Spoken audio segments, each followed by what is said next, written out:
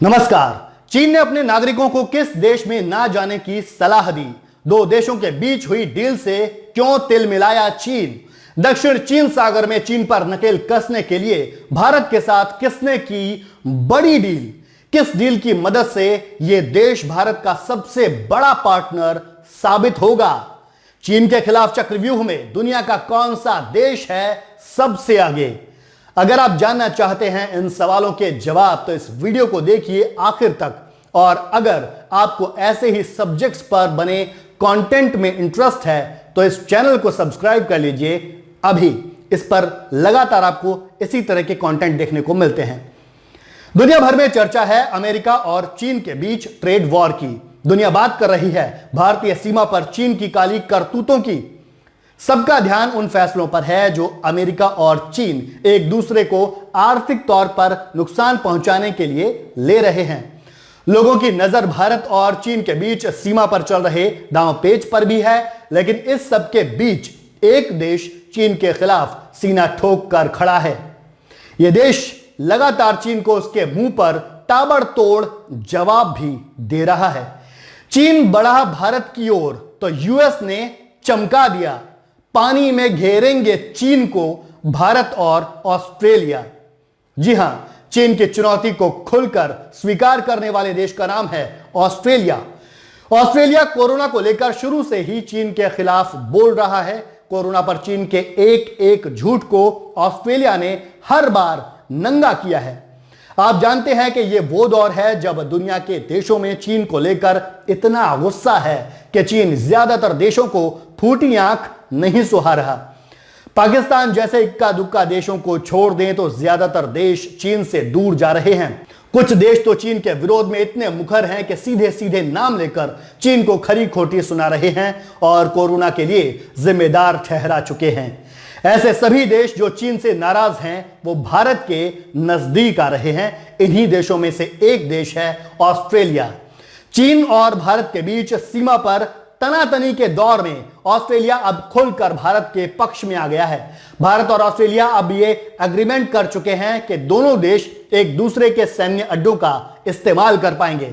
इस समझौते का नाम है Australia India mutual logistics support arrangement. इस अरेंजमेंट में दोनों देश एक दूसरे की सैन्य सुविधाओं का भी इस्तेमाल कर पाएंगे। भारत और ऑस्ट्रेलिया के बीच यह डील 4 जून को हुई। 4 जून 2020 को भारत के प्रधानमंत्री नरेंद्र मोदी और ऑस्ट्रेलिया के प्रधानमंत्री स्कॉट मॉरिसन के बीच वर्चुअल समिट हुआ। इसमें स्कॉट मॉरिसन ने कहा कि वो इंडो पैसिफिक रीजन यानी हिंद महासागर और प्रशांत महासागर के मिले जुले हिस्से की समृद्धि के लिए कमिटेड हैं। मॉरिसन ने कहा कि हिंद महासागर और प्रशांत महासागर को मिलाकर जो हिस्सा बनता है उसमें भारत का रोल काफी बड़ा रहने वाला है आने वाले वर्षों में। प्रधानमंत्री नरेंद्र मोदी ने कहा कि भारत ऑस्ट्रेलिया के साथ तेजी से अपने रिश्तों को मजबूत कर रहा है।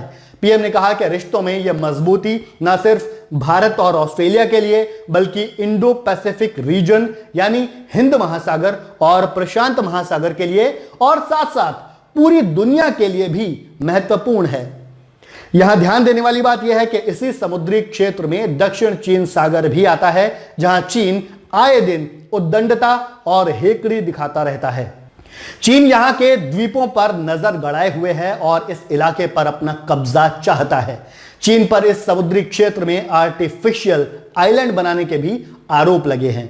भारत और ऑस्ट्रेलिया की तरफ से वर्चुअल समिट में चीन का नाम तो नहीं लिया गया, लेकिन दोनों देशों के बीच समझौते से साफ है कि वो किसे संदेश देना चाहते हैं।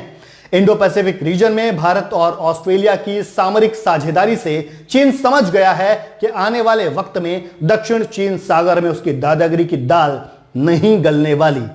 ऑस्ट्रेलिया ने भारत के साथ हुई Australia India mutual logistics support arrangement नाम की डील के जरिए चीन को साफ साफ बता दिया है कि अब दक्षिण चीन सागर में चीन की गुंडई नहीं चलने वाली। भारत और ऑस्ट्रेलिया अब चीन के समुद्री रूट को ब्लॉक करने की क्षमता की ओर आगे बढ़ रहे हैं।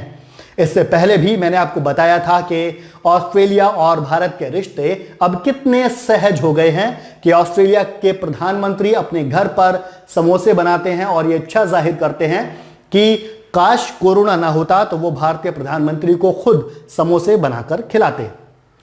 जब ऑस्ट्रेलिया इतना खुलकर भारत के साथ आ गया है तो चीन को मिर्ची लगनी तय थी।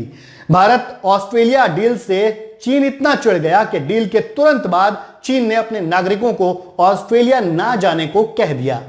भले ही चीन इस एडवाइजरी को हिंसा के मामले से जोड़े, लेकिन असलियत यह है कि चीन को भविष्य में दक्षिण चीन सागर में अपनी हैसियत अब दिखाई देने लगी है।